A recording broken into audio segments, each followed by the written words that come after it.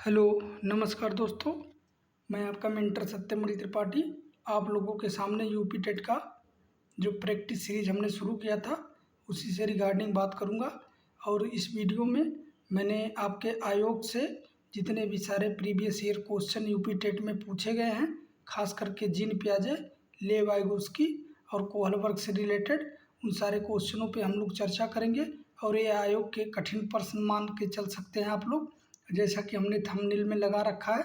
और इसका पीडीएफ हम अपने टेलीग्राम चैनल में डाल देंगे। अगर जो आपको ये वीडियो पसंद आए तो वीडियो को लाइक, शेयर और सब्सक्राइब जरूर करिए, ताकि इससे हमें ज़्यादा से ज़्यादा मोटिवेशन मिल सके। और साथियों, अपने साथ कलम और कॉपी लेकर के बैठे, क्योंकि हर क्वेश्चन को मैं एक्सप्लेन करते हुए चलूँगा। और इस की पॉइंट को अपने नोटबुक में नोट डाउन जरूर करिए। तो मैंने इसे बाईलिंगुअल बना दिया है पीडीएफ को, और इसके साथ साथ मैंने आंसर की भी लास्ट में ऐड कर दिया है, और इसे मैं अपने टेलीग्राम चैनल पर डाल दूंगा। तो चलिए क्वेश्चन नंबर पहले से हम लोग शुरुआत करते हैं। प्याजे के अनुसार विकास की पहली अवस्था जन्म से लगभग 2 वर्ष की आयु के दौरान एक बच्चा सबसे बेहतर सीखता है। तो आप लोगों को देखिए, ये यूपी टेट 2011 में पूछा है। ऑप्शन ए है इंद्रियों के प्रयोग द्वारा, ऑप्शन बी है तटस्थ शब्दों को समझने के द्वारा, ऑप्शन सी है अमूर्त तरीके के चिंतन से, ऑप्शन डी है भाषा के नए अर्जित ज्ञान के अनुप्रयोग द्वारा। तो साथियों, आप लोगों को 5 सेकंड का टाइम दिया जा रहा है, और आप लोगों को इसका आंसर कमेंट बॉक्स में ज़रूर करना है। तो चलिए साथियों, बताएंगे इसका कौन सा ऑप्शन सही है। देखिए, इसका जो राइट आंसर होगा साथियों, इसका जो राइट आंसर होगा वो ऑप्शन नंबर ए होगा। ऑप्शन नंबर ए इसका क्या होगा, करेक्ट होगा साथियों। तो चलिए नेक्स्ट, अब इसके बारे में मैं ऑप्शन ए कैसे होगा आप लोग इसके बारे में थोड़ा समझेंगे। देखिए, ऑप्शन ए जो है आपका, देखिए विकास की पहली अवस्था आपकी जो होती है जीन पियाजे महोदय के अनुसार वो संवेदी पेशी है, यानी 0 से लेकर के 2 वर्ष तक होती है। क्या होती है? 0 से लेकर के 2 वर्ष की जो अवस्था होती है वो संवेदी पेशी होता है, जिसे इंग्लिश में सेंसरी मोटर कहते हैं। और जिसमें शिशु अपनी इंद्रियों यानी आँख, नाक, कान, त्वचा के माध्यम से अनुभव करता है और अपनी शारीरिक गतिविधियों के माध्यम से सबसे बेहतर सीखता है। तो इसका ऑप्शन नंबर क्या हो जाएगा साथियों? ए करेक्ट हो जाएगा। तो चलिए नेक्स्ट क्वेश्चन की तरफ चलते हैं। देखिए साथियों, नेक्स्ट क्वेश्चन है कि कोहल वर्ग के अनुसार एक शिक्षक बच्चों में नैतिक मूल्यों का विकास कर सकता है।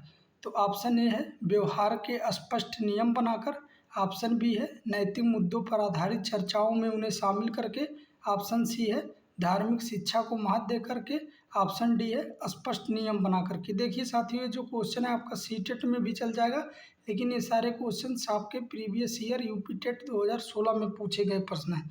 और आप लोगों को एक चीज़ और मैं बता देता हूँ, जो 2021 में आपका यूपी टेट का पेपर हुआ था, तो उसको 2017 वाला जो पेपर था उसी को रिपीट कर दिया गया था, क्योंकि उस समय आपका आयोग नहीं बना था।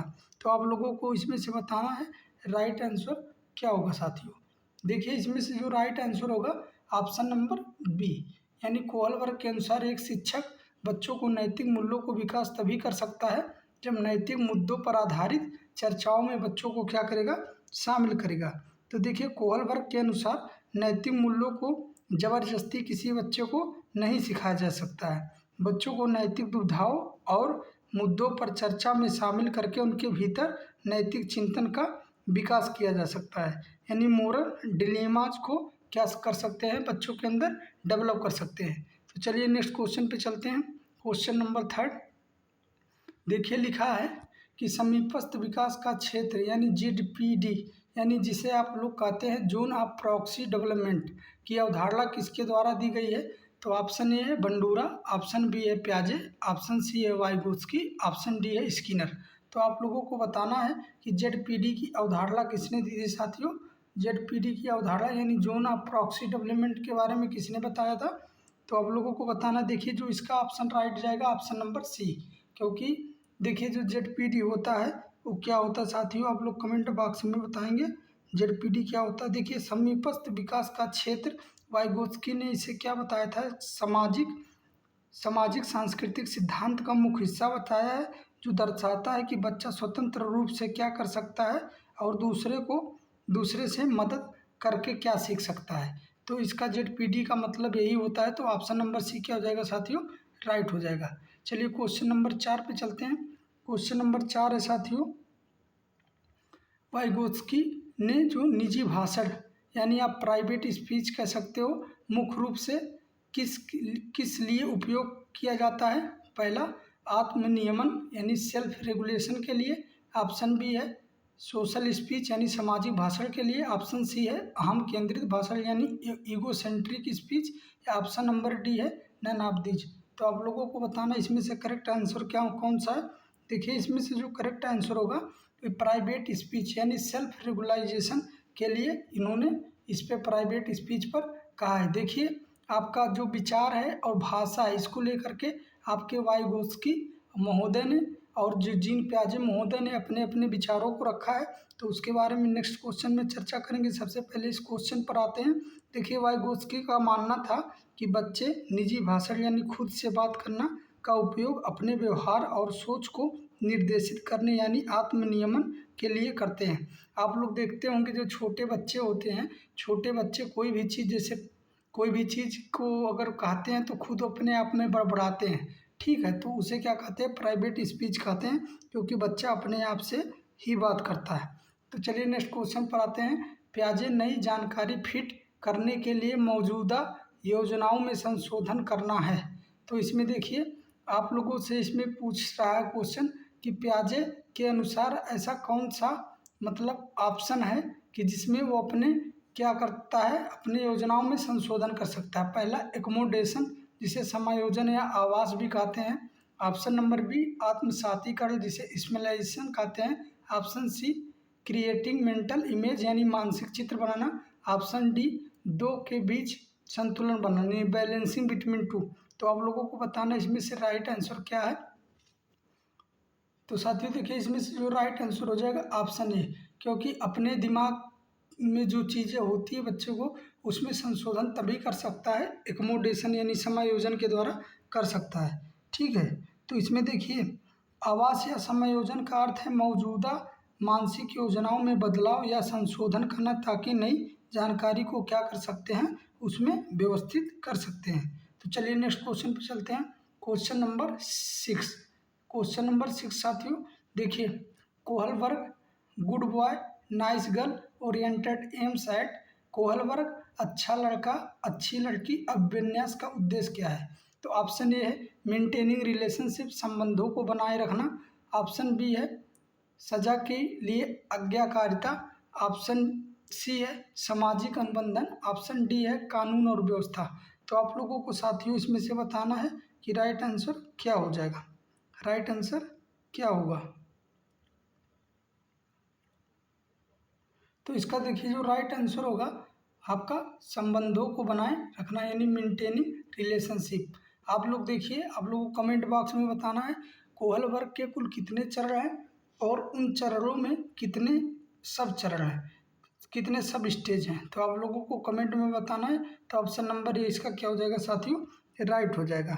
देखिए अच्छा लड़का और अच्छी लड़की अभिविन्यास में बच्चा समाज या दूसरों की नज़रों में अच्छा बनने का क्या करता है, प्रयास करता है और अपने संबंधों को सुधारने का भी प्रयास करता है, उसके नियमानुसार करता है संबंधों को बनाए रखने के लिए। आप अच्छा समाज में कब बनोगे, जब दूसरे को संबंधों को आप अच्छा या सुदृढ़ रखोगे। तो इसका ऑप्शन नंबर क्या हो जाएगा साथियों, ये करेक्ट हो जाएगा।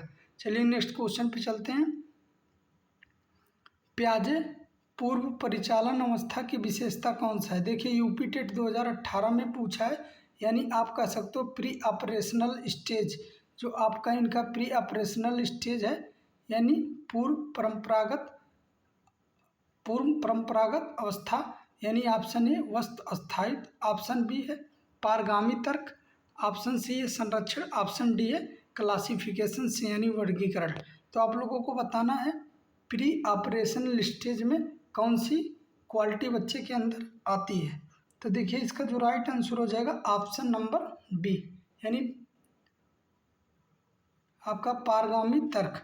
तो देखिए पारगामी तर्क जो होता है बच्चे के अंदर आ जाता है।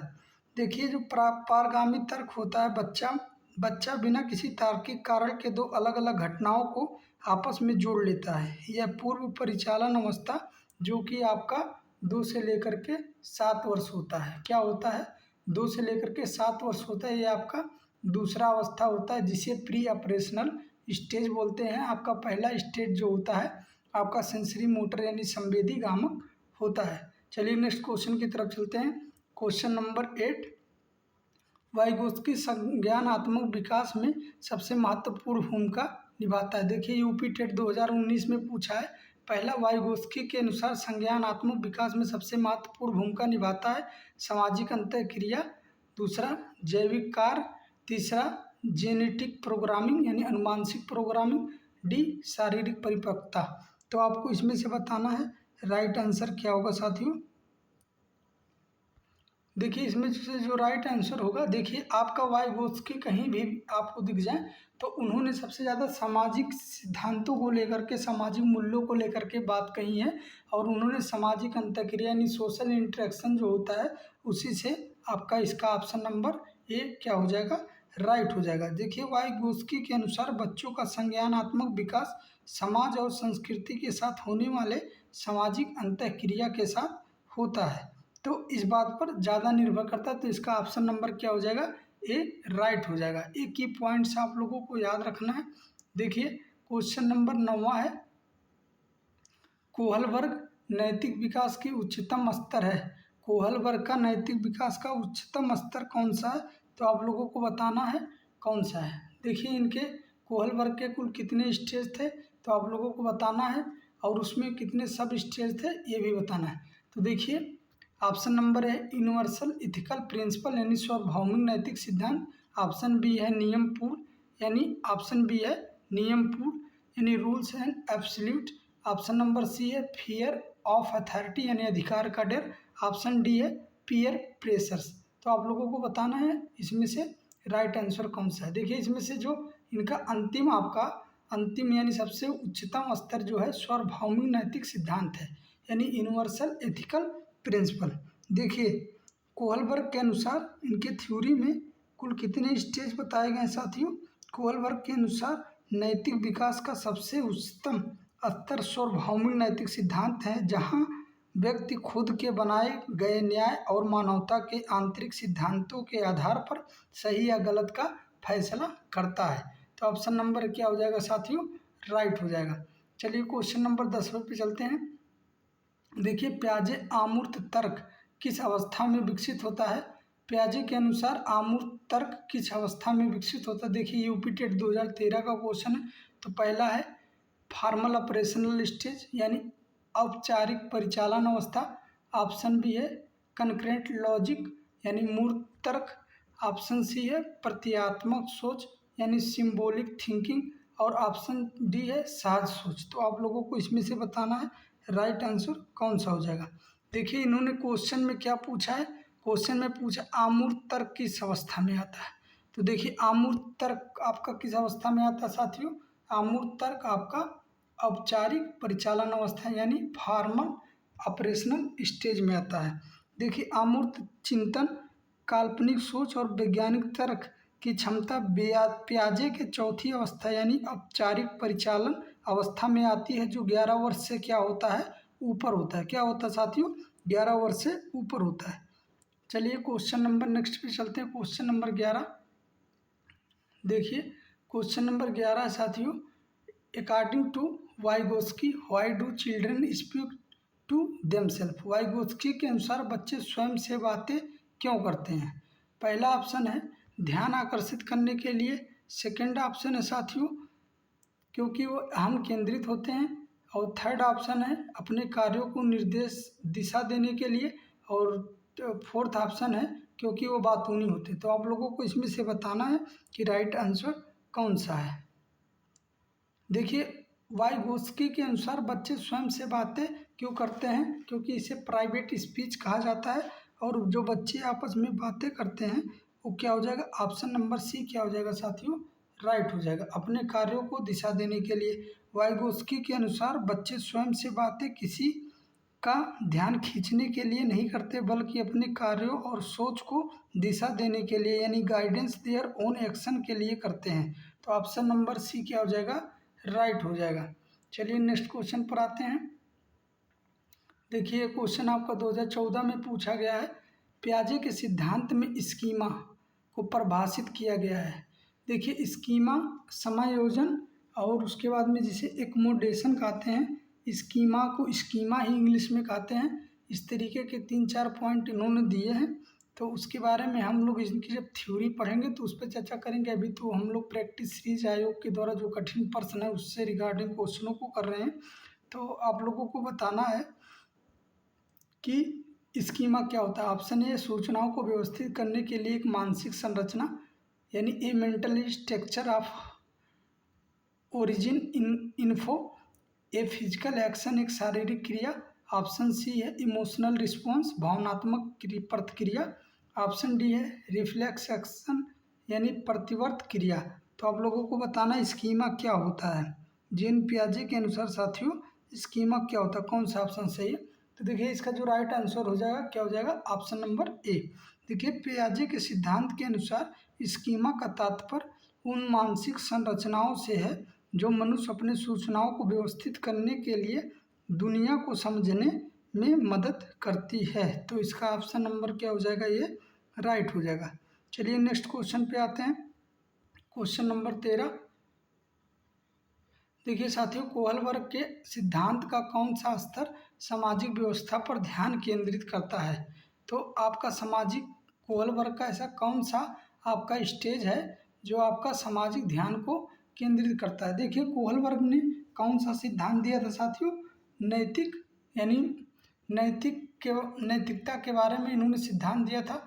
तो इसमें से पहला जो ऑप्शन है प्री कन्वेंशनल, यानी पूर्व पारंपरिक, और ऑप्शन बी है कन्वेंशनल यानी पारंपरिक, और ऑप्शन सी है उत्तर परंपरागत यानी पोस्ट कन्वेंशनल, और ऑप्शन नंबर डी है इनमें से कोई नहीं। तो आप लोगों को इसमें से बताना है कि कोहलबर्ग के सिद्धांत के अनुसार कौन सा स्तर सामाजिक व्यवस्था का ध्यान केंद्रित करता है। तो देखिए इसका जो राइट आंसर हो जाएगा आपका कन्वेंशनल वाला हो जाएगा, क्योंकि इन्होंने बताया कि कन्वेंशनल लेवल मुख्य रूप से समाज के नियमों को बनाए रखने, व्यवस्था का सम्मान करने और सामाजिक कर्तव्यों को पूरा करने की ओर क्या करता है, ध्यान केंद्रित करता है।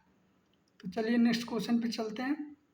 देखिए यूपी टेट 2018 में पूछा गया है पियाजे का वस्तु स्थायित्व किस अवस्था में होता है। देखिए आपका पहला जो अवस्था होता है सेंसरी मोटर होता है, दूसरा होता है प्री ऑपरेशनल होता है, तीसरा क्या होता है साथियों आपका कंकरेंट ऑपरेशनल होता है, और चौथा कौन सा होता है फार्मर ऑपरेशनल होता है। तो मैंने इसके जो ईयर होते हैं देखिए 0 से लेकर के 2 वर्ष होता है, क्या होता है ये 2 से कितने वर्ष होता है साथियों, आप लोग कमेंट में बताएंगे। ये 2 से कितने वर्ष होता है, ये 2 से 7 वर्ष होता है, ये 7 से क्या होता है 11 वर्ष होता है, और 11 वर्ष से क्या होता है ऊपर होता है, एबव होता है, क्या होता है साथियों एबव होता है। इसको आप लोग नोट डाउन कर लेंगे। तो चलिए इसका राइट आंसर कौन सा होगा, इसका राइट आंसर साथियों कौन सा होगा, इसका राइट आंसर आपका ए होगा। कौन सा होगा, ए होगा, ऑप्शन नंबर ए, यानी वस्तु स्थायित्व जो आपका ऑब्जेक्ट परमानेंस की जो घटना होती है वो संवेदीय पेशीय अवस्था यानी सेंसरी मोटर अवस्था में होता है। इसमें मतलब कहने का अर्थ ये है कि चीज़ें सामने न होने पर भी अस्तित्व में रहती हैं।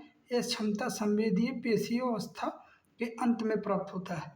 देखिए आप लोगों को पता होगा जैसे कोई छोटा बच्चा 0 से लेकर के 2 साल का है, वो मोबाइल फ़ोन को बार बार ले रहा है, लेकिन जब उसके आगे से आप हटा देते हैं तो क्या होता है उस वस्तु का क्या होता है अस्तित्व में तो रहता है, लेकिन उस बच्चे के सामने दिखाई नहीं देता है। और बाद जब बच्चा बड़ा होता है तो उन सारी चीज़ों को समझने लगता है, यानी 11 साल से जब ऊपर का हो जाता है। तो ऑप्शन नंबर ए क्या हो जाएगा साथियों, राइट हो जाएगा। चलिए नेक्स्ट क्वेश्चन पे चलते हैं। वाइगोत्स्की का सिद्धांत किसके महत्व पर जोर देता है। देखिए यूपी टेट 2019 का क्वेश्चन है।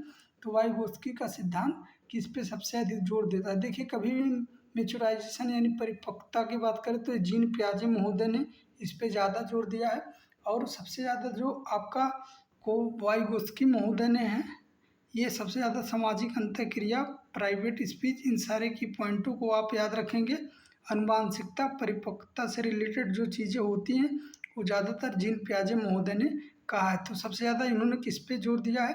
परिपक्वता, सामाजिक अंतःक्रिया, अनुवांशिकता या सजा। तो आप लोगों को बताना राइट आंसर कौन सा होगा। राइट आंसर साथियों क्या हो जाएगा? बी। राइट आंसर क्या हो जाएगा? बी। तो देखिए वाइगोत्स्की का सिद्धांत अनुवांशिकता परिपक्वता से अधिक सामाजिक अंतःक्रिया को बच्चों के विकास का मूल आधार मानता है, जबकि जीन पियाजे के अनुसार सामाजिक अंतःक्रिया से ज़्यादा आप क्या कहते हैं, जीन पियाजे महोदय अनुवांशिकता और परिपक्वता को महत्व देते हैं। लेकिन वाइगोत्स्की क्या कहते हैं? अनुवांशिकता और परिपक्वता से ज़्यादा महत्व सामाजिक अंतःक्रिया यानी सोशल इंटरेक्शन को देते हैं। तो चलिए नेक्स्ट क्वेश्चन पे चलते हैं। क्वेश्चन नंबर 16 देखिए, हिंज दुविधा किसके सिद्धांत से संबंधित है? तो Heinz dilemma is related to whose theory. तो हिंज की जो दुविधा थी वो किससे रिलेटेड है आप लोगों को बताना है। बताइए साथियों। देखिए इसका क्वेश्चन नंबर 16 का जो ऑप्शन है कोहलबर्ग ने आपका क्या दिया था? मोरल डेवलपमेंट एंड नैतिकता का विकास का सिद्धांत दिया था। तो उसके अंतर्गत इन्होंने हिंज नाम के एक व्यक्ति के ऊपर कुछ थ्योरी बताए हैं। तो उसमें थोड़ा टाइम लगेगा साथियों, हमारा क्वेश्चन का सीरीज काफ़ी लंबा है। तो नेक्स्ट वीडियो में हम इस पर चर्चा कर लेंगे जब इनके थ्योरी पोर्शन को पढ़ेंगे। देखिए हिंज दुविधा का एक प्रसिद्ध काल्पनिक कहानी है जिसका उपयोग कोहलबर्ग ने बच्चों के नैतिक चिंतन स्तर को मापने के लिए अपने सिद्धांत में देने का आधार माना था। तो हिंज की देखिए इनकी जितनी स्टेज है, हर स्टेज में एक अलग अलग पॉइंटों को एक कहानी बच्चों को सुनाते हैं और बच्चों के द्वारा पूछते हैं कि इसमें वह क्या कर सकता था। ठीक है, तो बच्चे अपने दिमाग के हिसाब से उसमें क्या करते हैं, उसका आंसर देते हैं।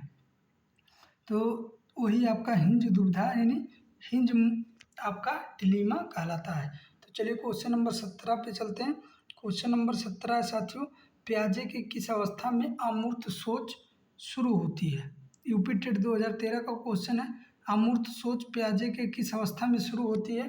कंकरेंट यानी फॉर्मल ऑपरेशनल औपचारिक परिचालन, प्री ऑपरेशनल यानी पूर्व परिचालन, या डी संवेदीय पेशी सेंसरी मोटर। तो आप लोगों को बताना है कि आपका क्या है साथियों, क्वेश्चन में क्या पूछा गया है कि पियाजे की किस अवस्था में अमूर्त सोच होती है। तो देखिए इसका जो राइट आंसर हो जाएगा अमूर्त सोच बच्चे का कब होगा? Option number B. क्या होगा साथियों? Option number B. यानी ये आपका 0 से 2 साल होता है, ये आपका क्या होता है साथियों? 2 से 7 साल होता है, और ये क्या होता है? 7 से 11 साल होता है, 11 साल के ऊपर होता है। तो अमूर्त के बारे में बच्चा कब सोचेगा कि मैं यहाँ गया था घूमने, वहाँ गया था घूमने? वो आपका ऑप्शन नंबर बी क्या हो जाएगा? राइट हो जाएगा। देखिए मूर्त अवस्था में बच्चा केवल दिखाई देने वाली चीज़ों पर तर्क करता है, जबकि अमूर्त सोच की शुरुआत औपचारिक परिचालन यानी फॉर्मल ऑपरेशनल स्टेज में होता है। तो ऑप्शन नंबर बी क्या हो जाएगा साथियों? इसका करेक्ट हो जाएगा। चलिए क्वेश्चन नंबर नेक्स्ट पे चलते हैं। देखिए scaffolding is a term use by. Scaffolding को पाड़ या ढांचा शब्द का प्रयोग किसके द्वारा दिया गया है? तो आप लोगों को बताना यूपी टेट 2011 का क्वेश्चन है, 2017 का भी क्वेश्चन है साथियों। तो आप लोगों को बताना है कि कौन सा ऑप्शन सही है। चलिए बताइए साथियों। देखिए इसका जो ऑप्शन नंबर क्या हो जाएगा? पाड़ या ढांचा जैसे शब्दों का प्रयोग किसने किया था? वाइगोत्स्की ने किया था। देखिए स्पैक फोल्डिंग यानी पाड़ या ढांचा का अर्थ है किसी वयस्क या अधिक जानकार व्यक्ति द्वारा बच्चे को कार्य सीखने के दौरान दी जाने वाली अस्थायी सहायता, यानी जिसे कहते हैं आप क्या कहते हैं साथियों? MKO यानी मोर नॉलेजेबल अदर, यानी जिसे क्या कहते हैं? मोर नॉलेजेबल अदर्स, यानी आपका अधिक जानकार वाला व्यक्ति। ठीक है, तो ऑप्शन नंबर क्या हो जाएगा? ए राइट हो जाएगा। चलिए नेक्स्ट क्वेश्चन पे चलते हैं। देखिए साम्य धारण यानी इक्विलिब्रेशन किसके बीच संतुलन को संबंधित करता है? तो ऑप्शन नंबर ए है आत्मसातीकरण और आवास, ऑप्शन बी है इंड और एगो, ऑप्शन सी है इनपुट आउटपुट, ऑप्शन डी है शिक्षक और छात्र। तो आप लोगों को बताना है इक्विलिब्रेशन किसके बीच संतुलन को संदर्भित करता है। तो आप लोगों को बताना साथियों कौन सा ऑप्शन सही है। देखिए इसका ऑप्शन नंबर क्या हो जाएगा साथियों, ऑप्शन नंबर ए राइट हो जाएगा। क्या हो जाएगा, ऑप्शन नंबर ए, यानी आप इसको आवास की जगह पे समायोजन भी कह सकते हैं। क्या कह सकते हैं साथियों, समायोजन भी कह सकते हैं। क्या कह सकते हैं, समायोजन भी कह सकते हैं। तो ऑप्शन नंबर क्या हो जाएगा साथियों, ऑप्शन नंबर ए राइट हो जाएगा। देखिए ऑप्शन नंबर ए राइट होने का क्या मतलब है, सामधारण वह प्रक्रिया है जो आत्मसातीकरण और क्या होता है समायोजन यानी एसिमिलेशन और एकोमोडेशन के बीच संतुलित बनाकर बच्चे को क्या करता है, मानसिक भ्रम से बचाता है। जैसे छोटा सा बच्चा है, बाहर 4 पैरों वाले जानवर को देखता है और देखने के बाद में उसके साथ के व्यक्ति बताते हैं ये क्या है, यह कुत्ता है। लेकिन वह अगर जो बकरी को भी देखता है तो बच्चा क्या समझता है, वह भी कुत्ता है। तो उसी बीच को जब कोई दूसरा नाम बताता कुत्ता नहीं बकरी है, तो उसमें दिमाग में क्या करता है, संशोधन करता है। तो किसके कार्य करता है, आत्मसातीकरण और समायोजन के द्वारा बच्चा उसमें संशोधन करता है, क्योंकि बच्चा जानने लगता है कि 4 पैर के और भी जानवर होते हैं। तो चलिए नेक्स्ट क्वेश्चन पे चलते हैं। क्वेश्चन नंबर 20, नैतिक यथार्थवाद यानी की अवस्था किसके द्वारा सुनाई गई थी। तो आप लोगों को बताना है, ऑप्शन ए पियाजे, option B Kohlberg, option C Vygotsky और ऑप्शन डी क्या है साथियों, ऑप्शन डी है ब्रूनर। तो आप लोगों को बताना है कौन सा ऑप्शन सही है साथियों। देखिए इसका जो ऑप्शन होगा, आप लोगों को पता होगा कि नैतिक यथार्थवाद की अवस्था किसके द्वारा सुझाई गई है। तो आप लोगों को बताना है। देखिए यहाँ पे बच्चे कंफ्यूज हो जाएंगे, वो सोचेंगे कि कोहलबर लगाऊं या प्याजे। देखिए नैतिकता का जो सिद्धांत दिया था उस पर आपका यानी मोरल डेवलपमेंट से रिलेटेड अगर चीज़ें पूछी जाती हैं तो कोहलबर्ग आएगा। लेकिन अगर मोरल रिलीजन से रिलेटेड क्वेश्चन पूछे जाते हैं तो आपके प्याजे आएंगे। तो ऑप्शन नंबर क्या हो जाएगा साथियों, प्याजे। ठीक है, अब इसका मैं रीजन भी बताता हूँ। देखिए जीन पियाजे ने नैतिक विकास को अपने शुरुआती विचारों में नैतिक यथार्थवाद यानी मोरल रिलीजम की बात कही थी, जहाँ बच्चे नियमों को पत्थर का लकीर मानते हैं। क्या मानते हैं साथियों, नियमों को पत्थर का लकीर मानते हैं, जिसे आपका मोरल रिलीजम कहा जाता है। चलिए क्वेश्चन नंबर नेक्स्ट 21, तरल और द्रव्यमान का संरक्षण किसकी एक विशेषता है। तो आप लोगों को बताना है preoperational, option B concrete operational, option C formal operational, option D sensory motor. तो आप लोगों को बताना साथियों कौन सा ऑप्शन सही है इसका। देखिए साथियों इसका जो ऑप्शन नंबर हो जाएगा मूर्त परिचालन। क्या हो जाएगा साथियों, मूर्त परिचालन। ऑप्शन नंबर बी क्या हो जाएगा, करेक्ट हो जाएगा। देखिए जब बच्चा आपका तीसरे स्टेज में जाता है यानी कॉन्क्रीट ऑपरेशनल यानी मूर्त परिचालन में, जिसकी अवस्था होती है 7 से 11 साल, यानी जिसे आप कह सकते हो कन्वेंशनल स्टेज। यानी इसमें बच्चा क्या करता है, तरल द्रव्यमान संख्या के संरक्षण की क्षमता मूर्त परिचालन अवस्था यानी आपका क्या करता है, कंकरेंट कन्वेंशनल ऑपरेशन में आ जाती है। क्योंकि इस चरण में बच्चा चीज़ों को उल्टने पलटने का नियम समझने लगता है। ठीक है बच्चे, तो आप लोग इसको ध्यान रखेंगे तो ऑप्शन नंबर बी क्या हो जाएगा, राइट हो जाएगा। चलिए क्वेश्चन नंबर 22 पे चलते हैं। देखिए व्हाट इज एम के ओ इन वाइगोस्कीज थ्योरी। वाइगोस्की के सिद्धांत के अनुसार एम के ओ क्या है। तो अभी आप लोगों को हमने बताया एम के ओ क्या है साथियों, मोर नॉलेजेबल अदर, जिसे कहते हैं मतलब दूसरे जो अधिक जानकार होते हैं, जो सहायता करते हैं इसका फोल्डिंग में। तो यही चीज़ें होती हैं एम के ओ का मतलब। तो देखिए अधिक जानकार अन्य, आपका मानसिक ज्ञान कर्म, नैतिक ज्ञान संगठन या कोई नहीं। तो आप लोगों को बताना है एम के ओ क्या है साथियों। देखिए इसका जो ऑप्शन नंबर है हो जाएगा राइट। एम नहीं, इसे एम के ओ कहते हैं। एम के ओ क्या कहते हैं साथियों, एम के ओ कहते हैं। तो चलिए इसके बारे में मैं बताता हूँ। देखिए एम के ओ का पूरा नाम मोर नॉलेजेबल अदर होता है, अधिक जानकार अन्य, जो कोई भी ऐसा व्यक्ति हो सकता है जिसके पास संबंधित क्षेत्र में बच्चों से क्या कर ज़्यादा ज्ञान होता है। ठीक है, तो चलिए नेक्स्ट क्वेश्चन पे चलते हैं साथियों। Question number 23। देखिए सामाजिक अनुबंधन अभिविन्यास किस स्तर का है?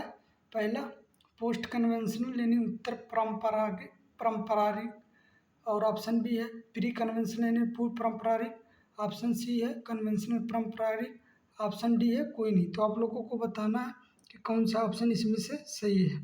देखिए इसमें से जो आपका राइट आंसर हो जाएगा ऑप्शन नंबर ए, यानी सामाजिक अनुबंधन जो विन्यास होता है साथियों, ये आपके उत्तर पारंपरिक अवस्था में होता है, जिसे पोस्ट कन्वेंशनल कहते हैं। देखिए सामाजिक अनुबंधन अभिविन्यास उत्तर पारंपरिक स्तर का हिस्सा है, जहाँ व्यक्ति यह समझता है कि नियम समाज के कल्याण के लिए हैं और यदि आवश्यक हो तो उन्हें बदला भी जा सकता है। ठीक है, तो यही इसका राइट आंसर हो जाएगा। ऑप्शन नंबर क्या हो जाएगा साथियों?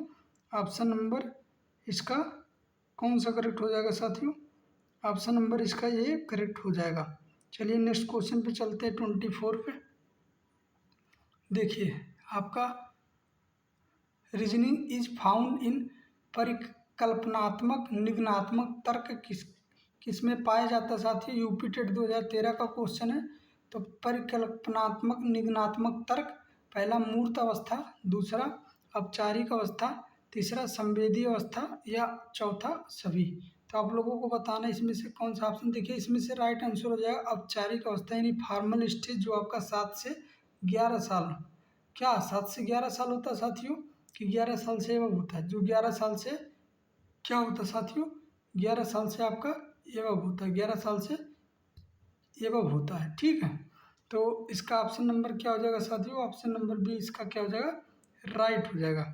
देखिए परिकल्पनात्मक निगमनात्मक तर्क आपका जो हाइपोथेसिस यानी रीजनिंग होता है, वो वैज्ञानिक रूप से सोचने की क्षमता है, जो पियाजे के अनुसार औपचारिक अवस्था की मुख्य क्या होती है? पहचान होती है। चलिए 25 नंबर क्वेश्चन पे आते। देखिए यूपी टेट 2021 में वाइगोत्स्की के सिद्धांत किस रूप में जाना जाता है? ऑप्शन ए आपका सोशियो कल्चर थ्योरी यानी सामाजिक सांस्कृतिक सिद्धांत, ऑप्शन बी है आपका संज्ञानात्मक यानी कॉग्निटिव थ्योरी, ऑप्शन बी है आपका मनोवैज्ञानिक सिद्धांत, ऑप्शन डी है व्यवहारवाद। तो आप लोगों को बताना इसमें से राइट आंसर क्या हो जाएगा। देखिए वाइगोत्स्की का मैंने सिद्धांत बताया आपका सामाजिक सांस्कृतिक सिद्धांत से ही रिलेटेड है। देखिए वाइगोत्स्की के सिद्धांत को सामाजिक सांस्कृतिक सिद्धांत यानी सोशियो कल्चर थ्योरी यानी ये सीटी कहते हैं, क्योंकि यह समाज में विकास और समाज की संस्कृति को क्या करते हैं? प्राथमिकता देते हैं। तो चलिए क्वेश्चन नंबर 26 पे चलते हैं।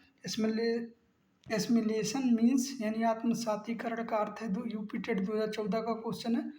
पुराने स्कीमा को बदलना, ऑप्शन बी है मौजूदा स्कीमा में नई जानकारी फिट करना, ऑप्शन सी है जानकारी हटाना, ऑप्शन डी है इनमें से कोई नहीं। तो आप लोगों को इसको राइट आंसर बताना साथियों क्या होता है। देखिए मैंने क्या कहा, आत्मसातीकरण होता है, एसिमिलेशन होता है, एकमोडेशन होता है, आपका इक्विलिब्रेशन होता है, तो एक स्कीमा होता है। 4 पॉइंट्स हैं, आप लोगों को इसमें याद करना है पियाजे के थ्योरी में। देखिए आत्मसातीकरण का अर्थ होता है बिना किसी बदलाव में पुरानी मानसिक संरचना या स्कीमा में जानकारी को वैसे ही फिट कर लेना। तो ऑप्शन नंबर बी क्या हो जाएगा साथियों? इसका राइट हो जाएगा। ऑप्शन नंबर बी क्या हो जाएगा साथियों? राइट हो जाएगा। चलिए क्वेश्चन नंबर नेक्स्ट पे चलते हैं। देखिए universal ethical principle is the stage of यानी सार्वभौमिक नैतिक सिद्धांत की अवस्था है। इसको किसने कहा था? कोहलबर्ग ने, पियाजे ने, वाइगोत्स्की या पावलोव। तो आप लोगों को इसमें से बताना है राइट आंसर क्या हो जाएगा। देखिए इसका जो आपका राइट आंसर हो जाएगा ऑप्शन नंबर ए। क्या हो जाएगा? Option number A. देखिए the universal ethical principle orientation is final and sixth stage of Lawrence Kohlberg's theory of moral development. यानी कहने का मतलब साथियों है सार्वभौमिक नैतिक सिद्धांत यानी जिसे universal ethical principle Lawrence Kohlberg के नैतिक विकास सिद्धांत का सबसे अंतिम और 6वां स्टेज है। ठीक है, तो ऑप्शन नंबर क्या हो जाएगा? ए राइट हो जाएगा। चलिए क्वेश्चन नंबर 28 पे चलते हैं साथियों। देखिए विचार की अनुकर्मण्यता किस में देखी जाती है? यूपी टेट 2018 का क्वेश्चन है। तो देखिए इरिवर्सिबिलिटी किस में होती है? आपके जीन पियाजे के थ्योरी में इरिवर्सिबिलिटी किस स्टेज में पाई जाती है? Pre operational stage, concurrent operational, farmer operational या सेंसरी मोटर? देखिए साथियों, आप लोग हिंदी में देखिए कुछ भी ये लिख सकते हैं, लेकिन आप लोग जहाँ तक प्रयास करिए कि इन सारी थ्योरियों में जो इंग्लिश होता है, इंग्लिश को ही आप लोग अपने दिमाग में फिट रखेंगे ताकि आगे चल करके दिक्कत ना हो। ठीक है, तो चलिए इसका जो ऑप्शन होगा, ऑप्शन नंबर क्या होगा साथियों? ए। क्या होगा? ऑप्शन नंबर ए राइट होगा। देखिए इरिवर्सिबिलिटी जो होती है आपकी विचार की अनक्रमणीयता का मतलब होता है बच्चा मानसिक रूप से शुरुआती बिंदु पर वापस नहीं लौट पाता यदि पूर्व परिचालन अवस्था की एक प्रमुख कमी है। देखिए इनके जो थ्योरी थी, इनके थ्योरी में जैसे जो कोई बच्चा होता है, वो बच्चा क्या होता है, मानसिक रूप से शुरुआती बिंदु पर वापस नहीं लौट पाता। तो यही इनकी सबसे बड़ी, जैसे बच्चा क्या करेगा, पेन को खोल देगा लेकिन उसको जोड़ने में असफलता होगी, उसको जोड़ नहीं पाएगा इस स्टेज में। जबकि इस स्टेज में बच्चा पेन को खोलने के साथ साथ पेन को जोड़ना भी जान जाता है। तो चलिए क्वेश्चन नंबर 29 पे चलते हैं। देखिए क्वेश्चन नंबर 29, वाइगोत्स्की के अनुसार भाषा विकास कहाँ से शुरू होती है? Language development according to Vygotsky starts from. तो देखिए आपका ऑप्शन नंबर ए है आंतरिक भाषण, ऑप्शन नंबर बी है सामाजिक अंतःक्रिया, ऑप्शन नंबर सी है आपका एकाकी खेल, ऑप्शन नंबर डी है परिपक्वता। तो आप लोगों को बताना वाइगोत्स्की के अनुसार भाषा विकास कहाँ से शुरू होता है। तो मैंने आप लोगों को बताया भाषा विकास जो होता है आपका विचार और भाषा से रिलेटेड जीन पियाजे और वाइगोत्स्की महोदय ने अपने अपने विचारों को कहा है। देखिए आपका जो वाइगोत्स्की के अनुसार बच्चों के अंदर भाषा सामाजिक अंतःक्रिया के माध्यम से आता है और भाषा के द्वारा ही विचार आता है। लेकिन जीन पियाजे कहते हैं कि बच्चा क्या करता है, विचार के माध्यम से ही भाषा सीखता है, उसमें सामाजिक अंतःक्रिया को इन्होंने शामिल नहीं किया। तो इसका जो ऑप्शन नंबर 29 का करेक्ट हो जाएगा, ऑप्शन नंबर बी क्या हो जाएगा? राइट हो जाएगा। चलिए नेक्स्ट क्वेश्चन पे चलते हैं साथियों, नेक्स्ट क्वेश्चन पे चलते हैं। क्वेश्चन नंबर 30 पे देखिए, ज्ञान और आज्ञाकारिता यानी morality based on the punishment and obedience is पर आधारित है। देखिए सजा और आज्ञाकारिता पर आधारित नैतिकता, देखिए इसमें आपको बताना कि किस स्टेज में ये आता है। देखिए लेवल फर्स्ट, लेवल 2, लेवल 3 या लेवल 4। तो आप लोगों को बताना साथियों इसमें से किस अवस्था में आता है। देखिए जो दंड और यानी जिसे सजा, अधिकार, आज्ञाकारिता जो कहते हो, देखिए इसमें जो इन्होंने बताया था कि बच्चा, देखिए कोई भी बच्चा अगर जो उसको आप क्या करिए आज्ञा दे दीजिए और आज्ञा दे दीजिए तो उसको सजा के लिए भी डरवा दीजिए तो बच्चा उस कार्य को जरूर करेगा। तो आपका ऑप्शन नंबर क्या हो जाएगा? ए राइट हो जाएगा। ऑप्शन नंबर लेवल फर्स्ट यानी स्तर 1 सही हो जाएगा। देखिए सजा और आज्ञाकारिता पर आधारित नैतिक स्तर यानी पूर्व पारंपरिक स्तर का पहला चरण है जहाँ बच्चा सिर्फ सजा के से बचने के लिए नियमों का पालन करता है। यानी जो बच्चा होता है, छोटा बच्चा अगर किसी कार्य को नहीं करता लेकिन आप उसको कह दें कि मैं इस एक काम कर दो, एक टॉफ़ी ले आओ और मैं तुम्हें पैसा दूंगा, या फिर इस तरीके का लालच दें मैं तुम्हें मारूंगा, नहीं ये काम करोगे, तो बच्चा डर के कारण उस कार्य को करता है। तो ऑप्शन नंबर ए क्या हो जाएगा? राइट हो जाएगा। चलिए नेक्स्ट क्वेश्चन पे चलते हैं 31 पे।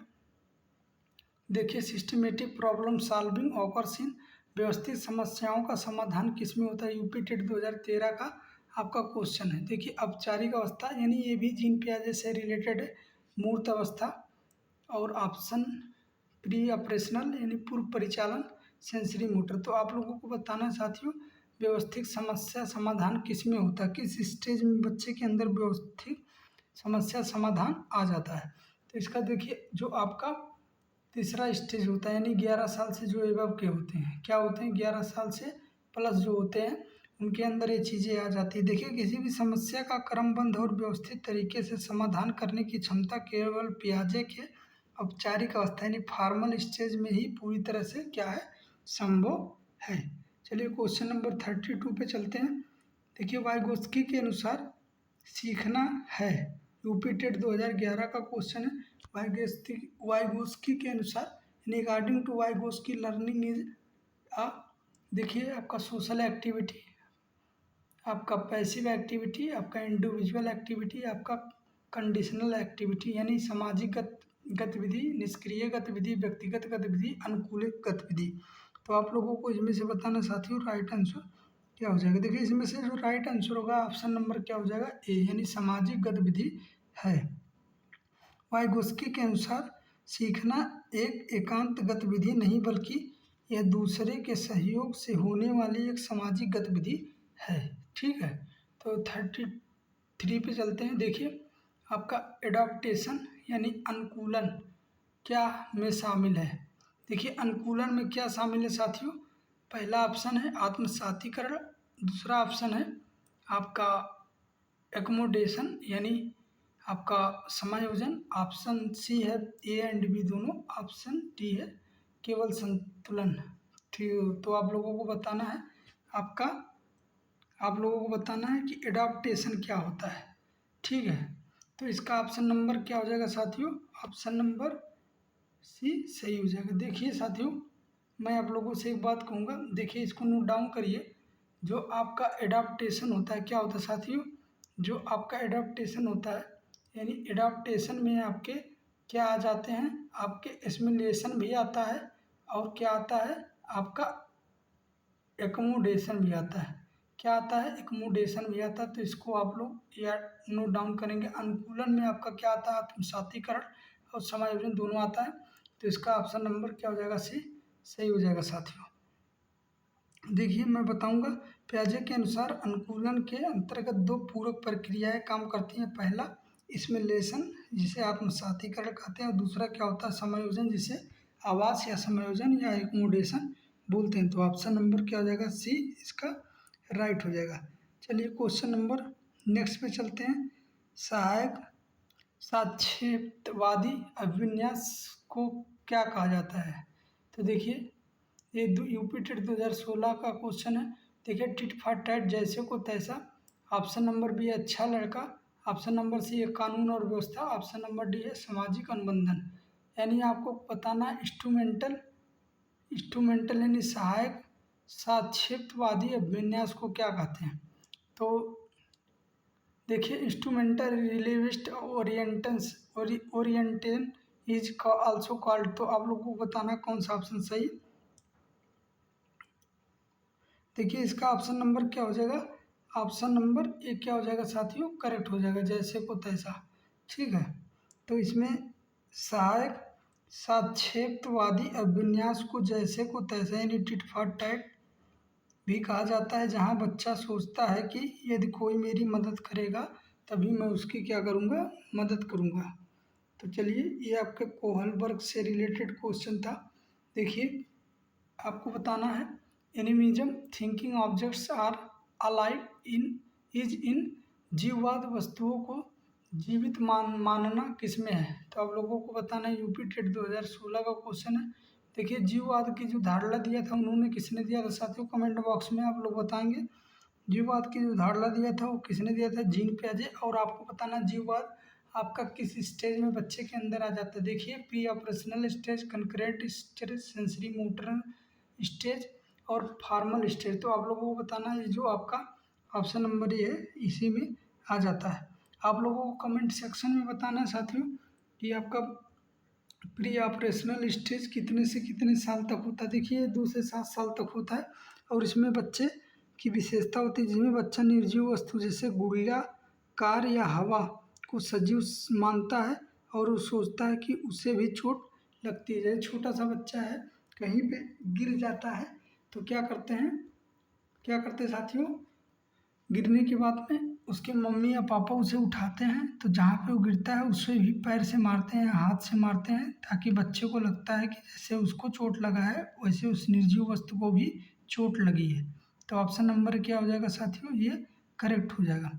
चलिए क्वेश्चन नंबर 36 पे चलते हैं। सहकारी अधिगम यानी cooperative learning is promoted by, सहकारी अधिगम या को किसके द्वारा बढ़ावा दिया गया है। तो वाइगोस्की, पियाजे, ठंडाइक और ऑप्शन नंबर डी है पॉलो। तो आप लोगों को बताना है कोऑपरेटिव लर्निंग को किसने प्रमोट किया है। देखिए कोऑपरेटिव लर्निंग को प्रमोट करने वाले पीयर्स लर्निंग या कोऑपरेटिव लर्निंग के बारे में वाइगोस्की महोदय ने ज़्यादा फोकस किया है। सहकारी अधिगम यानी आपका सहपाठी अधिगम या सामूहिक अधिगम भी बोल सकते हैं। शिक्षा को वाइगोस्की के सिद्धांत के द्वारा बढ़ावा दिया गया है क्योंकि यह सामाजिक संवाद पर निर्धारित होता है, यानी सोशल आपका कन्वेंशनल पर रिलेटेड होता है। तो चलिए नेक्स्ट क्वेश्चन पे चलते हैं। देखिए लिखा कोहलबर्ग के सिद्धांत के कितने स्तर होते हैं, तो आप लोगों को बताना कोहलबर्ग के सिद्धांत के कितने स्तर होते हैं। देखिए 3 स्तर होते हैं। कितने स्तर होते हैं साथियों? 3 स्तर होते हैं। कौन कौन से होते हैं कमेंट बॉक्स में बताएंगे। देखिए कोहलबर्ग के नैतिक सिद्धांत के कुल 3 स्तर हैं, जिसे परंपरागत और आपका पूर्व परंपरागत और उत्तर परंपरागत के नाम से जानते हैं, यानी आपका कन्वेंशनल, प्री कन्वेंशनल और पोस्ट कन्वेंशनल के नाम से जानते हैं। और इसके अंतर्गत कुल मिला जुला के 6 चरण होते हैं। तो इसमें आपका स्तर पूछा है तो स्तर आपके 3 होते हैं साथियों। चलिए क्वेश्चन नंबर 38 पे चलते हैं। कई विशेषताओं के आधार पर वर्गीकरण किसमें शुरू होता है। देखिए वर्गीकरण आपका जीन पियाजे से रिलेटेड है। वर्गीकरण बच्चा करना किस स्टेज में सीख जाता है साथियों, तो आप लोगों को बताना है वर्गीकरण बच्चा करना किस वर्ग में सीख जाता है। तो ऑप्शन नंबर इसका क्या हो जाएगा? ऑप्शन नंबर ए मूर्त परिचालन, पूर्व परिचालन, और ऑप्शन नंबर सी क्या है? औपचारिक परिचालन। ऑप्शन नंबर डी है संवेदी। तो आप लोगों को बताना, देखिए इसका ऑप्शन नंबर क्या हो जाएगा? ऑप्शन नंबर ए इसका राइट हो जाएगा। जो बच्चा 7 से 11 साल तक होता है, इसमें कितने साल तक होता है? 7 से 11 साल तक। इसमें बच्चा क्या करता है? The capability of classify and the group objects based on the multiple dimensions और features simulation development during the concrete operational stage. कहने का मतलब ये है साथियों, वस्तुओं को उनके रंग, आकार और वजन जैसी कई विशेषताओं के आधार पर वर्गीकृत करने की क्षमता बच्चों को मूर्त परिचालन अवस्था में आ जाती है। देखिए इसके पहले स्टेज में जब बच्चा होता है, यानी 2 से लेकर के 7 साल के बीच में, तो अगर जो 2 से लेकर के 7 साल के बच्चे को आप क्या करिए, एक लंबी गिलास आयतन के हिसाब से, चौड़ी गिलास के हिसाब से आयतन उसका कम हो, लेकिन बच्चे को कहिए कि कौन से चीज़ को चूज करेगा, तो लंबी वाले गिलास को चूज करेगा, जबकि दोनों के आयतन में डिफरेंस है। चौड़ी वाले गिलास की साइज छोटी है लेकिन उसका आयतन ज़्यादा है, तो बच्चा लंबी वाली चीज़ को आपका कलेक्ट करेगा, क्योंकि उसको उस 2 से लेकर के 7 साल की अवस्था में इन सारी चीज़ों का ज्ञान नहीं होता है। ठीक है साथियों, चलिए नेक्स्ट क्वेश्चन पे चलते हैं। तो इसका ऑप्शन नंबर क्या हो जाएगा? ये राइट हो जाएगा। चलिए नेक्स्ट क्वेश्चन पे 39 क्वेश्चन पे 39 क्वेश्चन है साथियों। सांस्कृतिक का आंतरिकरण किसका मुख्य एक हिस्सा है? इंटरलाइजेशन ऑफ कल्चर इज अ की पार्ट ऑफ। तो आप लोगों को बताना है वाइगोस्की का सिद्धांत, पियाजे का सिद्धांत, स्किनर का सिद्धांत या फायरेट का सिद्धांत। तो ऑप्शन नंबर इसमें कौन सा सही हुआ? देखिए इसमें से ऑप्शन नंबर 1 क्या हो जाएगा साथियों? वाइगोस्की का सिद्धांत संस्कृति, यानी आपका क्या बताएं, सोशल कल्चर से रिलेटेड कहीं पर भी कोई क्वेश्चन पूछे तो आपके दिमाग में आना चाहिए वाइगोस्की। क्या आना चाहिए? वाइगोस्की। देखिए अपनी सांस्कृतिक और तौर तरीके, भाषा और उपकरणों को आत्मसात, यानी इंटरलाइजेशन ऑफ कल्चर, वाइगोस्की के संज्ञानात्मक विकास के सिद्धांत का मुख्य हिस्सा। देखिए संज्ञानात्मक विकास से रिलेटेड आपके दोनों ने दिया, लेकिन उन्होंने समाज से और उन्होंने क्या किया है, परिपक्वता से और जैविक से रिलेटेड चीज़ों को कहा है। ठीक है साथियों, तो ऑप्शन नंबर 1 क्या हो जाएगा? सही हो जाएगा। ए क्या हो जाएगा? सही हो जाएगा। चलिए क्वेश्चन नंबर 40 पे चलते हैं। केंद्रीकरण, केंद्रीकरण किस अवस्था की सीमा है? देखिए ये भी आपके जीन पियाजे से है। जीन पियाजे के अनुसार केंद्रीकरण किस अवस्था की सीमा है? पहला प्री ऑपरेशन, दूसरा कनकरेंट, तीसरा फॉर्मल और चौथा सेंसरी। तो आपको बताना है आपका केंद्रीकरण बच्चे के अंदर किस अवस्था में आ जाता है। तो ऑप्शन नंबर 1 क्या हो जाएगा? प्री कन्वेंशनल, यानी पूर्व परिचालन अवस्था में बच्चा क्या करता है, उसके अंदर ये चीज़ें आ जाता है। देखिए केंद्रीकरण का मतलब होता है किसी वस्तु या स्थिति के केवल एक ही पहलू पर ध्यान देना और बाकी को भूल जाना, यह पूर्व परिचालन अवस्था की एक बड़ी सीमा है। क्या है? यानी केंद्रीकरण का मतलब ये होता है कि किसी वस्तु की स्थिति के केवल एक ही पहलू पर ध्यान देना, बाकी चीज़ों को भूल जाना। तो ये आपके किस अवस्था में आता है बच्चे के? यानी पूर्व परिचालन अवस्था। आप लोगों को बताना है साथियों, 2 से 7 साल जो होता है, 2 से 7 साल की जो अवस्था होती है, यानी सेंसरी मोटर के बाद वाली अवस्था, यानी दूसरी जो अवस्था होती है वो पूर्व परिचालन होती है। इसमें बच्चे के अंदर केंद्रीकरण की भावना होती है। ठीक है, चलिए क्वेश्चन नंबर 48 पे चलते हैं।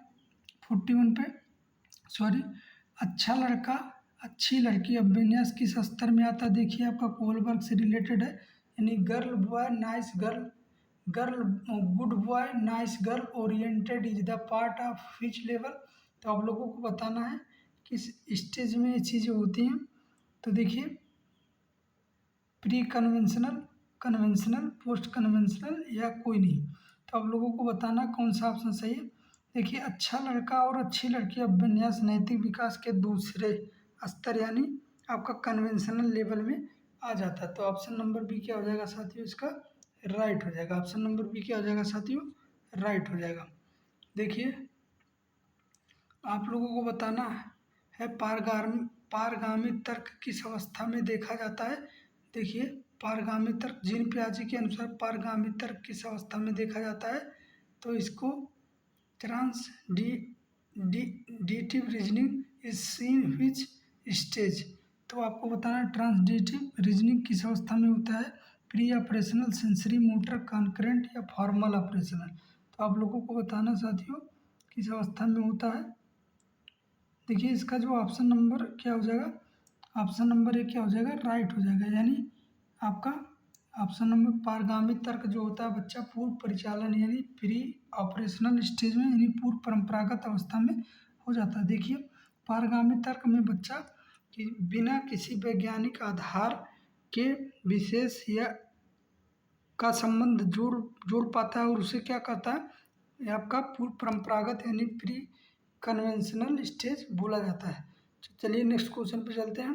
Question number 43। देखिए social interaction is the primary causes of the cognitive development said by, यानी सामाजिक अंतर क्रिया संज्ञानात्मक विकास का प्राथमिक कारण है, यह किसने कहा था? तो आप लोगों को जाहिर सी बात पता होनी चाहिए कि सामाजिक अंतर क्रिया आ गया तो इसका ऑप्शन क्या हो जाएगा, वाइगोत्स्की। क्या हो जाएगा? ऑप्शन नंबर बी इसका राइट हो जाएगा। वाइगोत्स्की ने स्पष्ट रूप से कहा था सामाजिक अंतर क्रिया ही बच्चों को संज्ञानात्मक विकास का प्राथमिकता और सबसे महत्वपूर्ण कारण माना था। चलिए क्वेश्चन नंबर 44 पे चलते हैं। देखिए कोहलबर्ग के किस स्तर स्तर में नियमों को पूर्ण रूप से देखा जाता है? आप लोगों को बताना है। देखिए इसमें स्तर पूछा है, क्या पूछा साथियों? स्तर पूछा है। तो किस स्तर में नियमों को पूर्ण रूप से देखा जाता है? तो देखिए इसमें जो ऑप्शन नंबर क्या है, डी, यानी ऑप्शन नंबर डी में यानी चौथे स्तर में देखा जाता है। किस में देखा जाता है साथियों? चौथे स्तर में देखा जाता है। देखिए कोहलबर्ग के सिद्धांत के अनुसार चौथे चरण में कानून और व्यवस्था में नियमों यानी कानून और व्यवस्था का जो स्तर है उसमें नियमों और पूर्ण और अपरिवर्तनीय माना जाता है ताकि सामाजिक व्यवस्था बनी रहे। यानी अगर जो कोई व्यक्ति गलत करता है तो उसे क्या कर देंगे, आपके कानून और व्यवस्था के हिसाब से उसे न्याय देंगे, ना कि अपने हिसाब से न्याय देंगे। चलिए 45 पे चलते हैं। लिखा है ability to thinking about thinking is called, सोचने के बारे में सोचने की क्षमता को क्या कहा जाता है? यूपी टेट 2013 में।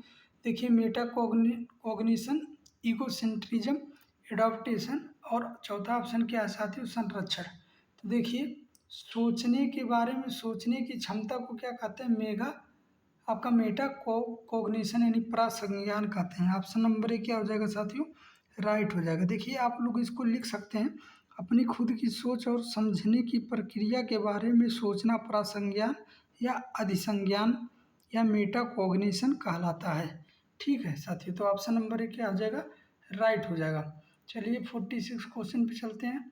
देखिए लिखा है according to Vygotsky language and thought, और वाइगोस्की के अनुसार भाषा और विचार हैं। देखिए यूपी टेट 2021 का क्वेश्चन है आपका, इनिशियली इंडिपेंडेंट, शुरुआत में स्वतंत्र, ऑलवेज डिपेंडेंट, हमेशा निर्भर, ओनली बायोलॉजिकल, केवल जैविक, ऑप्शन नंबर डी या कोई नहीं। तो आप लोगों को बताना है इसमें से कौन सा ऑप्शन सही है। देखिए वाइगोस्की के अनुसार बच्चे में भाषा जो आता है, भाषा स्वतंत्र रूप से आता है, ठीक है, भाषा स्वतंत्र रूप से आता है, ना कि विचार पर आश्रित होता है, ठीक है। तो इसमें ऑप्शन नंबर क्या हो जाएगा, ए राइट हो जाएगा। चलिए इसके बारे में बताते हैं। Vygotsky believed that language and thought develop independently of each other from birth until about the age of 3, after which they merge, ठीक है। वाइगोस्की के अनुसार शुरुआत में भाषा और विचार दोनों पूरी तरह से स्वतंत्र होते हैं, क्या होते हैं, इंडिपेंडेंट होते हैं। भाषा और विचार क्या होते हैं, दोनों एक दूसरे से स्वतंत्र होते हैं, बाद में जाकर आपस में मिल जाते हैं। मैंने बताया साथियों, जो भाषा और विचार से रिलेटेड दो मनोवैज्ञानिकों ने अपने अपने वक्तव्य दिए हैं, खास करके वाइगोस्की और उसके बाद में जीन पियाजे। जीन पियाजे महोदय का कहना था कि विचार के माध्यम से भाषा आता है, और इन्होंने क्या कहा है, भाषा और विचार दोनों एक दूसरे से स्वतंत्र हैं, ठीक है। तो ऑप्शन नंबर ए क्या हो जाएगा, राइट हो जाएगा। चलिए क्वेश्चन नंबर 47 पे चलते हैं। देखिए लिखा, modification of and the existing schema to fit new info is, नई जानकारी फिट करने के लिए मौजूदा योजना का संशोधन क्या कहलाता है। तो आप लोगों को बताना पड़ेगा साथियों। देखिए समायोजन, एकोमोडेशन, इस्मिलेशन, आत्मसातीकरण, इक्विलिब्रेशन, सामधरण या संगठन, ऑर्गेनाइजेशन। तो आप लोगों को बताना साथियों इसमें से राइट आंसर कौन सा हो जाएगा। देखिए इसमें जो राइट आंसर होगा समायोजन यानी एकोमोडेशन, आपका क्या हो जाएगा, सही हो जाएगा। देखिए नई जानकारी के कारण अपनी पुरानी मानसिक योजना या स्कीमा के स्वरूप को बदल देना आवास या समायोजन कहलाता है, जिसे एकोमोडेशन कहते हैं। जैसे 4 पैरों का जानवर कोई बच्चा देखा और उसको उसके पिता ने कहा कुत्ता है, लेकिन आगे जाके बकरी के 4 पैरों को देखा तो भी कुत्ता समझेगा, लेकिन उसके पिताजी ने बताया कि 4 पैरों के और भी जानवर होते हैं, इसे बकरी कहते हैं। तो बच्चे ने अपने दिमाग में क्या किया है, संशोधन किया है, ठीक है, स्कीमा के स्वरूप में बदलाव किया है, और उसे क्या किया है, बदलाव करने के बाद में समायोजित किया, जिसे एकोमोडेशन कहते हैं। नहीं, ऑप्शन नंबर क्या हो जाएगा, ये राइट हो जाएगा। चलिए क्वेश्चन नंबर 48 पे चलते हैं। कोहलबर्ग के सिद्धांत की आलोचना किसके लिए की गई है। तो देखिए इसमें से आप लोगों को बताना है। देखिए कोहलबर्ग की जो सिद्धांत थी यानी नए मोरल डेवलपमेंट, उसमें आपका इन्होंने लिंग पक्षपात यानी जेंडर बायसनेस को लेकर के जो है ये इसकी बहुत ज़्यादा आपकी इनकी थ्योरी की आलोचना की गई थी, क्योंकि कोहलबर्ग के सिद्धांत के अनुसार आलोचना लिंग पक्षपात यानी इन्होंने क्या किया कि पुरुष वर्ग को ज़्यादा महत्व दिया है और महिलाओं को कम महत्व दिया है, जिसके कारण सांस्कृतिक पक्षपात यानी पश्चिमी सांस्कृतिक पर आधारित होने के कारण दोनों के लिए की गई है, ठीक है। तो इन्होंने आपका जो पश्चिमी कल्चर है उससे रिलेटेड चीज़ों को किया है, लेकिन ये पूरे दुनिया के लोग इसकी थ्योरी को पढ़ते हैं, तो इसीलिए इसे जेंडर बायसनेस का आपका थ्योरी माना भी जाता है। तो चलिए क्वेश्चन नंबर 49 पे चलते हैं। प्रतीकात्मक खेल किस अवस्था में शुरू होता है, यानी जीन पियाजे के अनुसार प्रतीकात्मक खेल किस अवस्था में बच्चे के अंदर शुरू होता है, यानी symbolic play begins in which stage, pre operational, sensory motor, concurrent या फॉर्मल। तो आप लोगों को बताना है गाइज कि कौन सा ऑप्शन इसमें से सही है। देखिए इसमें से जो राइट आंसर होगा आपका ऑप्शन नंबर फर्स्ट क्या होगा, ऑप्शन नंबर ए यानी प्री ऑपरेशनल, जो आपका कितने से कितने साल तक होता है, 2 से 7 साल होता है। देखिए सिम्बोलिक प्ले सबसे पहले मैं बताता हूँ। Symbolic play where are children uses an object to stand for something else, example using a stick as a horse, जैसे being dynamically during the pre operational stage. बच्चा क्या करता है, देखिए अपने छोटे बच्चों को एक लकड़ी का काठी वाला गाना सुनाते हो, जैसे लकड़ी का काठी काठी का घोड़ा, तो लकड़ी के काठी पर एक छोटा सा बच्चा बैठा रहता है, तो उस लकड़ी के काठी को सजीव मान करके असली घोड़ा समझ करके उस पर आराम से आनंद लेता है। तो ये जो स्टेज होता है बच्चे के अंदर 2 से लेकर के 7 साल, यानी option number B pre operational stage में होता है, ठीक है। चलिए क्वेश्चन नंबर 50 पे चलते हैं साथियों। क्वेश्चन नंबर 50 है, वाइगोस्की का समीपस्थ विकास का क्षेत्र यानी ZPD यानी जोन ऑफ प्रॉक्सी डेवलपमेंट। तो इसमें से आपको बताना कौन सा ऑप्शन सही है। देखिए, वास्तविक और संभावित विकास के बीच का स्थान, संज्ञानात्मक संरचना, अनुमान सीमा या शारीरिक वृद्धि। तो आप लोगों को बताना इसमें से कौन सा ऑप्शन सही साथियों। देखिए, zone of proxy development is a strictly defined as the cognitive space between a child's actual independent performance and their potential performance with help। यानी MKO वाली बात आ जाती है, समीपस्थ विकास का क्षेत्र, बच्चे के वास्तविक विकास के स्तर जो वह अकेले कर सकता है और संभावित विकास के स्तर जो वह मदद से कर सकता है के बीच का जो स्तर होता है वो क्या कहलाता है, MKO कहलाता है। जैसे ये चीज़ें होती हैं, इसके बीच का जो चीज़ें होती हैं क्या कहलाता है, MKO कहलाता है, क्योंकि ये इसका मदद करता है और इससे ज़्यादा जानकार होता है। तो यही होता है, ठीक है। तो यानी ऑप्शन नंबर क्या हो जाएगा साथियों, ऑप्शन नंबर ए राइट हो जाएगा। चलिए क्वेश्चन नंबर 51 पे चलते हैं। सार्वभौमिक नैतिक सिद्धांत किस स्तर के हैं। तो यूपी टेट 2015 का क्वेश्चन है। तो देखिए, सार्वभौमिक नैतिक स्तर यानी ये कोलबर्ग से रिलेटेड है।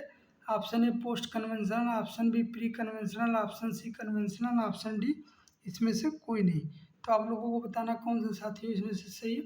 देखिए क्वेश्चन एक बार और पढ़ लीजिए। सार्वभौमिक नैतिक सिद्धांत किस स्तर में है। तो आप ये आपका पोस्ट कन्वेंशनल सबसे लास्ट वाले स्तर में है, ठीक है। तो देखिए, universal ethical principle represent the final stage of morality which falls under the level third, the post conventional level. यानी सार्वभौमिक नैतिक सिद्धांत नैतिक चिंतन का सर्वोच्च रूप है। यह कोहल वर्ग के उत्तर पारंपरिक यानी पोस्ट कन्वेंशनल स्टेज या लेवल आप बोल सकते हो के अंतर्गत पाया जाता है। तो चलिए नेक्स्ट क्वेश्चन पे साथियों, क्वेश्चन नंबर 52 पे देखिए हाइपोथेटिकल, देखिए परिकल्पनात्मक निगमनात्मक तर्क किसकी पहचान है साथियों। तो यूपी टेट ये 2000 कितने का क्वेश्चन है, 2013 का क्वेश्चन है। आप लोगों को बताना इसमें से करेक्ट ऑप्शन कौन सा है। ऑप्शन नंबर ए है औपचारिक परिचालन यानी फॉर्मल ऑपरेशन, ऑप्शन बी है साथियों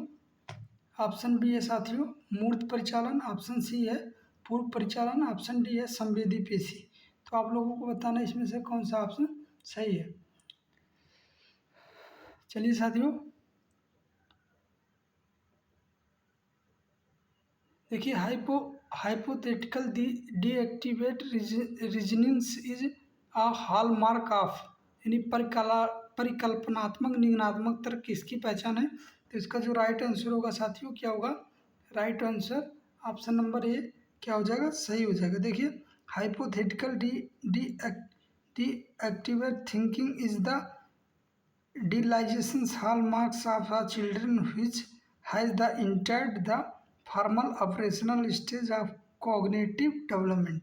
तो कहने का मतलब है परिकल्पनात्मक निगमनात्मक तर्क की क्षमता आ जाना ही प्याजे के औपचारिक यानी आपका फॉर्मल ऑपरेशनल की मुख्य पहचान या विशिष्टता पाई जाती है। तो ऑप्शन नंबर ए क्या हो जाएगा साथियों, राइट हो जाएगा। चलिए क्वेश्चन नंबर 53 पे चलते हैं। MKO यानी the assistance given the MKO is called, MKO द्वारा दी गई सहायता को क्या कहा जाता है। पाड़ या ढांचा यानी स्कैप फोल्डिंग, या केंद्रीकरण यानी सेंट्रलाइजेशन, या यूगो या स्कीमा। तो आप लोगों को बताना साथियों इसमें से MKO किसके लिए उपयोग किया जाता है और MKO की अवधारणा किसने दी थी। Option number A. देखिए, the structure tolerant assistance provided by the more knowledgeable other MKO within the learner ZPD is called scaffolding। ठीक है साथियों, तो किसी भी अधिकतर जानकार जिसे MKO कहते हैं द्वारा बच्चे को उसके सीखने के दायरे यानी ZPD यानी समीपस्थ विकास का क्षेत्र यानी जिसे जोन ऑफ प्रॉक्सी डेवलपमेंट में दी जाने वाली सहायता स्कैफोल्डिंग या पाड़ या ढांचा कहलाता है। ठीक है साथियों, चलिए नेक्स्ट क्वेश्चन पे चलते हैं। तो इसका ऑप्शन नंबर क्या हो जाएगा, राइट हो जाएगा। चलिए क्वेश्चन नंबर 54 पे चलते हैं। असंतुलन किसकी ओर ले जाता है। असंतुलन किसकी ओर ले जाता है? संज्ञानात्मक वृद्धि। इसे भूलना कह सकते हो। क्या? भूलना। साथियों क्या कहते हो? भूलना। क्या कह सकते हो? भूलना। और इसे क्या कह सकते हो? केवल भ्रम। केवल भ्रम। और नीचे क्या है साथियों? प्रतिगम। तो आप लोगों को बताना है संतुलन यानी डिस इक्विलिब्रियम किसकी ओर ले जाता है? Disequilibrium leads to. तो आप लोगों को बताना साथियों कौन सा ऑप्शन सही। देखिए ऑप्शन नंबर 1 इसका हो जाएगा राइट आंसर हो जाएगा, संज्ञानात्मक वृद्धि यानी कॉग्निटिव ग्रोथ। देखिए जब बच्चे के सामने नई परिस्थिति आती है साथियों, तो वह अपने असंतुलन महसूस करता है, अपने आप को क्या करता है? असंतुलित महसूस करता है, जो उसे नए तरीके सीखने यानी संज्ञानात्मक वृद्धि यानी कॉग्निटिव ग्रोथ की ओर प्रेरित करता है। चलिए क्वेश्चन नंबर 55 पे चलते हैं। कोहलबर्ग ने मुख्य रूप से किस समूह का अध्ययन किया है? लड़के लड़कियों, कोई नहीं, या बुजुर्ग पे? तो देखिए इन्होंने किस पे अध्ययन किया साथियों? तो इन्होंने लड़कों पर अध्ययन किया था। ठीक है, किस पे अध्ययन किया था साथियों? लड़कों पर अध्ययन किया था। देखिए लॉरेंस कोहलबर्ग ने अपने प्रयोगों और अनुसंधानों में मुख्य रूप से केवल बॉयज यानी लड़कों के समूह का ही अध्ययन किया है, जिसके कारण उनके सिद्धांत को यानी लिंग जेंडर बायसनेस यानी लिंग पक्षाघात या पक्षापूर्ण भी माना जाता है। ठीक है, तो ऑप्शन नंबर ए क्या हो जाएगा? राइट हो जाएगा। चलिए 56 क्वेश्चन पे चलते हैं। अहम केंद्रित भाषण को वाइगोस्की द्वारा किस रूप में आलोचना की गई थी? देखिए प्राइवेट स्पीच, आत्मनिर्देशन के लिए उपयोगी, ऑप्शन ए और बी, या ऑप्शन डी इनमें से कोई नहीं। तो आप लोगों को बताना है कि कौन सा ऑप्शन सही है साथियों। देखिए आपका ईगोसेंट्रिज्म जो स्पीच होता है, हम केंद्रीय जो भाषण होता है साथियों, वो आपका प्राइवेट स्पीच और क्या होता है साथियों? आत्मनिर्देशित जो के लिए जो उपयोगी होता है उसी को क्या कहते हैं साथियों? ईगोसेंट्रिज्म कहते हैं। ठीक है, तो अब लोग इसको ध्यान से रखिए। देखिए जीन पियाजे ने अहम केंद्रित भाषण कहकर बेकार माना था, लेकिन वाइगोस्की ने उसकी निजी भाषण यानी प्राइवेट स्पीच के रूप में प्रशंसा और इसे आत्मनिर्देशन के लिए उपयोग दिया। देखिए अहम केंद्रित भाषण को आपका जीन पियाजे ने बेकार मान लिया था, लेकिन इन्होंने क्या किया था? इन्होंने इसको क्या माना? उपयोगी माना है। तो ऑप्शन नंबर क्या हो जाएगा? ऑप्शन नंबर सी इसका राइट हो जाएगा, यानी ए और बी दोनों सही है। तो ए और बी दोनों सही तो नहीं है, ऑप्शन नंबर सी इसका सही हो जाएगा। ठीक है, यानी ऑप्शन नंबर ए और बी दोनों सही है। ठीक है साथियों, चलिए नेक्स्ट क्वेश्चन पे चलते हैं। क्वेश्चन नंबर 57 पे, वाइगोस्की के सिद्धांत में संज्ञानात्मक उपकरणों में शामिल है। Cognitive tools in the Vygotsky theory include. तो आप लोगों को बताना है language, maps, symbols, all of these. तो साथियों आप लोग कमेंट बॉक्स में बताएं कौन सा ऑप्शन सही है। देखिए इसमें से तीनों हो सकते हैं। क्या? लैंग्वेज भी है, मानचित्र भी है और सिंबल्स भी, यानी ऑप्शन नंबर डी क्या हो जाएगा साथियों?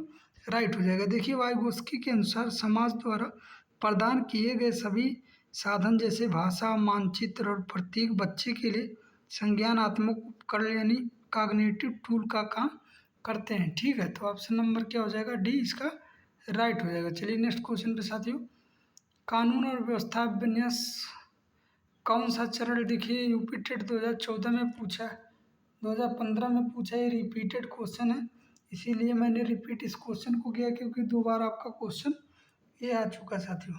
तो आप लोगों को बताना कानून और व्यवस्था विन्यास कोहलबर्ग के किस चरण के अंतर्गत आता है?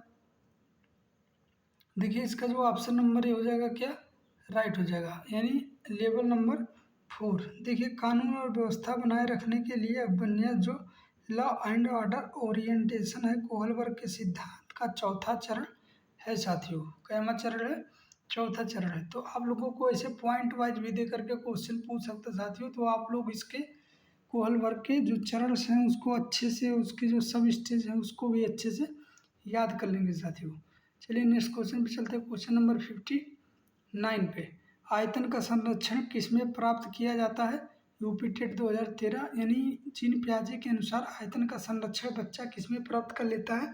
पहला कॉन्करेंट ऑपरेशनल, दूसरा प्री ऑपरेशनल, तीसरा फॉर्मल ऑपरेशनल, चौथा सेंसरी मोटर। तो आप लोगों को बताना साथियों कौन सा ऑप्शन इसमें से राइट है।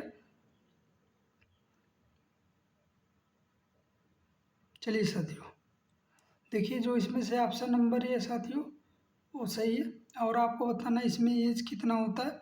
इसमें आपका एज होता है, आपका एज कितना होता है साथियों बताइएगा। देखिए आयतन का संरक्षण यानी कन्वेंशन ऑफ वैल्यूज जो होता है मूल परिचालन अवस्था में प्राप्त होता है, जहाँ बच्चा समझ जाता है कि बर्तन बदलने से पानी का आयतन नहीं बदलता। यानी बर्तन को बदल देने से पानी का आयतन नहीं बदलता। यानी आपका जो सबसे लास्ट वाला जो स्टेज होता है उसमें बच्चा इन सारी चीज़ों को समझने लगता है। मैंने आपको गिलास वाला एग्जाम्पल दिया था, बस उसी से रिलेट कर लीजिएगा। चलिए क्वेश्चन नंबर 60 पे चलते हैं। रेसिप्रोकल टीचिंग बेस्ड ऑन पारस्परिक शिक्षण किस पर आधारित है? वाइगोस्की, पियाजे, स्किनर, एक कोलबर्ग। तो आप लोगों को बताना साथियों कौन सा ऑप्शन इसमें से सही। देखिए इसका जो राइट आंसर होगा ऑप्शन नंबर ए। क्या हो जाएगा? रेसिप्रोकल टीचिंग या फिर पीएस लर्निंग या आपका आपका पीएस लर्निंग, रेसिप्रोकल प्रोकल टीचिंग। और उसके बाद में इन सारी चीज़ों से रिलेट अगर कोई क्वेश्चन पूछता है तो आप वाइगोस्की की तरफ ध्यान देंगे।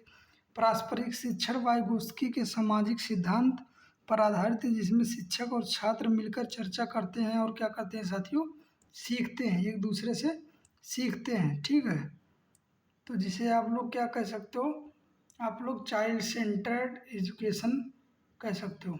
देखिए आपको बताना है प्याजे के वृत्ताकार प्रतिक्रिया किसमें होती है, यानी सर्कुलर रिएक्शंस किसमें होती है? संवेदी पेशीय अवस्था, पूर्व परिचालन, कॉन्करेंट या ऑप्शन नंबर फॉर्मल। तो आप लोगों को बताना है पियाजे के अनुसार वृत्ताकार प्रतिक्रिया यानी सर्कुलर रिएक्शन किसमें होता है साथियों? क्वेश्चन नंबर 61 में। देखिए जो वृत्ताकार जो प्रतिक्रियाएं होती है आपकी किसमें होती है? सेंसरी मोटर में होती है। वृत्ताकार प्रतिक्रिया संवेदी पेशीय अवस्था में देखी जाती है। जैसे जैसे कि साथियों अपनी ही किसी शारीरिक क्रिया, जैसे छोटा सा जो बच्चा 0 से लेकर के 2 साल का होता है, वो आपका जो ये सर्कुलर रिएक्शन होता है वृत्ताकार प्रक्रिया, जैसे कोई बच्चा अपने अंगुली को चूसता है, अंगूठे को मुंह में डालकर चूसता है और बार बार उसी चीज़ को दोहराता है, तो इसी को क्या कहते हैं? वृत्ताकार प्रतिक्रिया कहते हैं, जो 0 से लेकर के 2 साल के बीच में होता है। साथियों देखिए यूपी टेट 2014 का क्वेश्चन है, तो ऑप्शन नंबर ए क्या हो जाएगा? राइट हो जाएगा। चलिए क्वेश्चन नंबर 62 पे चलते साथियों। क्वेश्चन नंबर 62 पे देखिए हिंज दुविधा किसको पहचानने में मदद करती है? यानी Heinz dilemma helps to identify. तो यूपी टेट 2016 का क्वेश्चन है, नैतिक स्तर, आईक्यू स्तर, शारीरिक स्तर या भाषा कौशल। तो आपको बताना, देखिए इन्होंने जो आपका कोलबर्ग ने जो अपनी थ्योरी दी थी, उस थ्योरी में इन्होंने नैतिक स्तर पर ज़्यादा चर्चा किया है, तो ऑप्शन नंबर एक क्या हो जाएगा? राइट हो जाएगा। ऑप्शन नंबर क्या हो जाएगा साथियों? हिंज की दुविधा के प्रति बच्चों की प्रतिक्रिया और उनके तर्कों को देख कर ही, देखिए जो कोलबर्ग थे बच्चों को कहानी सुना रहे थे और उस कहानी की स्टेज को जिस तरीके से वो पार करते हैं, हर स्टेज में कोई ना कोई कंडीशन देते हैं, उसी के हिसाब से उनके सब स्टेज बनते हैं। उसी नैतिक स्तर के पहचान कराने की स्थिति थी। ठीक है साथियों, तो ऑप्शन नंबर ए क्या हो जाएगा? राइट हो जाएगा। चलिए क्वेश्चन नंबर 63 पे चलते हैं। सामूहिक एकालाप किसकी विशेषता है? यानी कलेक्टिव मोनोलॉजी भी बोल सकते हैं साथियों। किसकी विशेषता है? Pre operational stage, concurrent stage, और उसके बाद में साथियों सेंसरी मोटर, और ऑप्शन नंबर डी है फॉर्मल। तो आप लोगों को बताना है कि जीन पियाजे के अनुसार आपका जो साथियों सामूहिक एकालाप किस स्टेज में होता है? तो देखिए इसका जो राइट आंसर हो जाएगा साथियों आपका 11 साल से एवं जो होता है फॉर्मल स्टेज में। किस में होता है? फॉर्मल स्टेज में होता है। देखिए वाइगोस्की के अनुसार क्या होता है साथियों? क्या हो जाएगा आपका। देखिए, सामूहिक एकल पूर्व परिचालन की अवस्था की विशेषता है जहाँ एक साथ बैठे कई बच्चे खुद से ही बातें करते हैं, ना कि एक दूसरे से संवाद करते हैं। जैसे बच्चे, छोटा छोटा बच्चा होता है, बबलिंग करता है ना, आपस में अपने आप में बड़बड़ाने में बिजी रहता है कि मैं ये करूँगा वो करूँगा, इस तरीके से खाऊंगा देखूंगा, तो उसी हिसाब से होता है। तो उसी को सामूहिक एकलाप कहते हैं। ग्रुप में बहुत सारे बच्चे होते हैं लेकिन सब बच्चे आपस में बात करते हैं। चलिए क्वेश्चन नंबर 64 की तरफ मूव करते हैं साथियों। देखिए, वाइगोस्की के अधिकार, वाइगोस्की ने अधिक जानकार यानी एमकेओ शब्द का प्रयोग किसके लिए किया। देखिए, यूपी टेट 2019 का Vygotsky use the term of more knowledgeable other for किसके लिए किया, तो आपको बताना है। तो ऑप्शन नंबर इसका है A teacher, option number B है पीयर्स, ऑप्शन नंबर सी है पेरेंट्स, ऑप्शन नंबर डी है ऑल ऑफ दीज, ये सभी। तो आप लोगों को बताना शिक्षक, सहकर्मी, माता पिता या ये सभी। तो देखिए, इन्होंने ये जो चीज़ें कही है ये सबके लिए कही है, यानी क्या हो जाएगा राइट आंसर डी सही हो जाएगा। देखिए, वाइगोस्की के अनुसार कोई भी व्यक्ति जो उस काम में कुशल हो, चाहे वह शिक्षक हो, चाहे सहकर्मी हो, मित्र हो या माता पिता हो, जो उस बच्चे से अधिक जानकारी रखता है उसी को क्या कहते हैं, एमकेओ कहते हैं। तो इसमें कोई कंडीशन नहीं है कि सिर्फ शिक्षक ही हो सकता है, कोई भी हो सकता है। ठीक है साथियों, एमकेओ में जो बच्चे से अधिक जानकारी रखता है।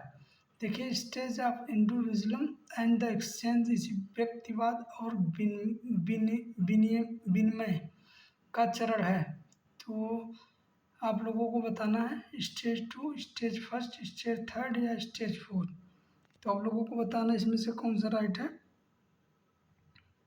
देखिए, इसके बारे में आपका कोहलबर्ग ने दिया था, व्यक्तिवाद और विनिमय से रिलेटेड चीज़ों को। तो ऑप्शन नंबर क्या हो जाएगा, स्टेज नंबर 2 यानी चरण नंबर 2, स्तर नंबर सेकेंड, नहीं सॉरी साथियों, लेवल नंबर फर्स्ट और स्टेज नंबर 2, जिसे आपका व्यक्तिवाद या विनिमय कोहल वर्ग का दूसरा चरण यानी स्टेज नंबर 2 है, जहाँ बच्चे अपने स्वार्थ में अदला बदली करते हैं। ठीक है, साथियों के आधार पर काम करते हैं। जैसे आप किसी बच्चे को दंड आज्ञाकारिता वाला जो आपका था दूसरा स्टेज में, उसी स्टेज के अंतर्गत आता है। बच्चा दंड पाने के डर के कारण उस कार्य को करता है। ठीक है साथियों,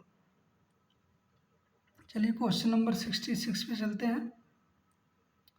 आपका है विचारों की प्रतिवर्तिता किस अवस्था में चिन्हित करती है। UP TET 2000 reversibility of the thought marks which stage, यानी concrete, operational, pre operational, formal या सेंसरी मोटर। चीन पियाजे के अकॉर्डिंग बताना साथियों। Question number 66। देखिए साथियों, जो इसमें ऑप्शन नंबर ए क्या हो जाएगा, करेक्ट हो जाएगा। ऑप्शन नंबर ए क्या हो जाएगा साथियों, करेक्ट हो जाएगा। Reversibility of the thought, the mental capability of flow a line of reasoning back to its original start point is a major achievement of the concurrent operational stage। कहने का मतलब है साथियों, विचारों की परिवर्तिता या पलटावे गुण का आना आपकी रिवर्सिबिलिटी कहलाता है, जो आपका किसमें कंकरेंट ऑपरेशनल स्टेज में होता है, जिसमें बच्चा जोड़ या उल्टा घटाव आसानी से समझ जाता है। देखिए, जैसे आप कहो कि बच्चे से एक में एक जोड़ो या एक से लेकर के 10 तक की काउंटिंग करो, तो उसमें संख्याओं का एडिशन होता है। और आप कहिए 100 से काउंटिंग उल्टी करें तो बच्चा 100 में से एक एक संख्या को माइनस, एक एक अंक को माइनस करता जाता है। 100, 99, 98 इस तरीके से बच्चा करना सीखता है। तो ऑप्शन नंबर क्या हो जाएगा, राइट हो जाएगा। चलिए क्वेश्चन नंबर 67 पे चलते हैं साथियों। वाइगोस्की का सीखना व्यक्तिगत होने से पहले सामाजिक है, यह किसने कहा था। देखिए, जो समाज की बात आ जाती है तो हमको कहना पड़ता है वाइगोस्की, पियाजे, कोहलबर्ग, बंडूरा। तो ऑप्शन नंबर ए क्या हो जाएगा साथियों, इसका राइट हो जाएगा। ऑप्शन नंबर क्या हो जाएगा, राइट हो जाएगा। देखिए, पियाजे के देखिए साथियों, इसमें ऑप्शन नंबर क्या हो जाएगा, ए राइट हो जाएगा। ऑप्शन नंबर की एक क्या हो जाएगा साथियों, राइट हो जाएगा। देखिए, वाइगोस्की का यह प्रसिद्ध कथन था कोई भी अधिगम या विकास पहले सामाजिक स्तर पर होता है और उसके बाद में क्या होता है, इंटरलाइजेशन होता है, यानी व्यक्तिगत बनता है। ठीक है, पहले सामाजिक स्तर पर चीज़ें होती है, तो ऑप्शन नंबर ए क्या हो जाएगा साथियों, राइट हो जाएगा। चलिए नेक्स्ट क्वेश्चन की तरफ मूव करते हैं 68 पे। प्याजे के सिद्धांत में संक्रिया यानी ऑपरेशंस का अर्थ है। ऑपरेशंस इन प्याज प्याजे थ्योरी मीन्स, आपको बताना है mental action, surgical action, physical movements या रिफ्लेक्शन। तो आप लोगों को बताना कौन सा ऑप्शन सही। देखिए जो मानसिक क्रियाएं होती हैं उसके अंतर्गत पाया जाता है संक्रिया। ठीक है साथियों, तो प्याजे के अनुसार ऑपरेशंस का तात्पर्य उन मानसिक क्रियाएं मेंटल एक्शन से है जिसमें बच्चा दिमाग से तार्किक रूप से उल्टा उल्ट पलट सकता है। ठीक है, यानी कहने का मतलब ये है कि जैसे क्या कर सकता है बच्चा, किसी भी चीज़ को तोड़ भी सकता है और उसको जोड़ भी सकता है। ठीक है, तो क्वेश्चन नंबर 69 की तरफ मूव करते साथियों। लिखा है morality of the cooperation is found in, सहयोग की नैतिकता किसमें पाई जाती है। देखिए यूपी टेट 2016 का क्वेश्चन है। Older children, infants, toddlers, none. आपको बताना है इसमें से कौन सा है। देखिए सहयोग की नैतिकता किसमें पाई जाती है साथियों। देखिए सहयोग की जो नैतिकता होती है, बच्चा तो करेगा नहीं, छोटे बच्चे तो करेंगे नहीं, तो इसमें से कौन कर सकता है, ये यानी बड़े बच्चे ही करेंगे। देखिए सहयोग की नैतिकता मोरलिटी ऑफ कोऑपरेशंस बड़े के बच्चों यानी ओल्डर चिल्ड्रन में पाई जाती है, जहाँ वह समझते हैं कि नियम आपसी सहयोग से बदले जा सकते हैं। ठीक है, क्वेश्चन नंबर चलिए 70 पे चलते साथियों।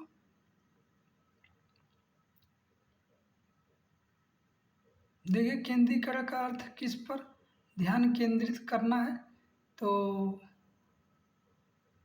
स्थिति का एक पहलू, कई पहलू, केवल स्वयं, केवल परिणाम। तो आपको बताना है केंद्रीकरण। आपको मैंने बताया था कि बच्चा क्या करता है, केंद्रीकरण के अंतर्गत बच्चा एक ही पहलू पर ध्यान देता है और बाकी चीज़ों को वो क्या करता है साथियों, भूल जाता है। यानी केंद्रीकरण का अर्थ किसी भी परिस्थिति या वस्तु के केवल एक ही पहलू, विशेषता यानी one aspect of a solution पर ध्यान देना और बाकी चीज़ों पर कोई ध्यान न देना। तो इसका ऑप्शन नंबर क्या हो जाएगा, ये राइट हो जाएगा।